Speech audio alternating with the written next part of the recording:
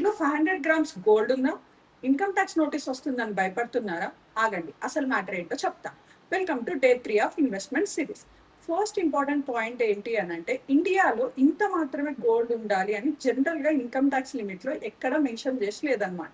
కాకపోతే సోషల్ మీడియాలో 500 grams, 250 grams, 100 grams అని చాలా వీడియోస్ సర్క్యులేట్ అవుతున్నాయి కదా. అదేంటి అని అంటే, CBDT search and seizure guidelines లో మెన్షన్ చేసిన క్వాంటిటీస్ అన్నమాట అవి.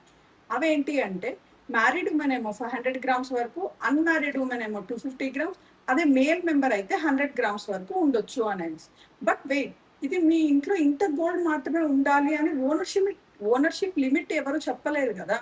అంటే 500 గ్రామ్స్ కన్నా ఎక్కువ గోల్డ్ ఉన్నా కూడా ఆటోమేటిక్గా ఇన్కమ్ ట్యాక్స్ ప్రాబ్లం వస్తుందని కూడా కాదు.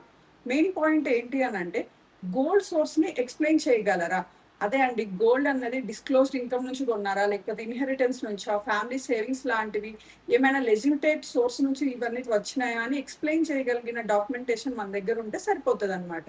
బట్ సోర్స్ ఎక్స్ప్లెయిన్ చేయలేని వాటిని అన్ఎక్స్ప్లెయిన్డ్ గోల్డ్ అని ఉంటే మాత్రం ట్యాక్స్ ఇంప్లికేషన్స్ అయితే ఖచ్చితంగా వస్తాయి. సో ఇక్కడ గోల్డ్ ఎంత మనకు ఉంది అన్న దానికన్నా మన దగ్గర ఉన్నదాన్ని మనం ఎక్స్ప్లెయిన్ చేయగలుగుతామా విత్ సోర్స్ అన్నది ఇంపార్టెంట్ అనమాట. Share this video with your family and friends. Next వీడియోలో 1 lakh jewellery versus 1 lakh gold investment లో ఏది బెటర్ అని చెప్పేసి మనం తెలుసుకుందాం.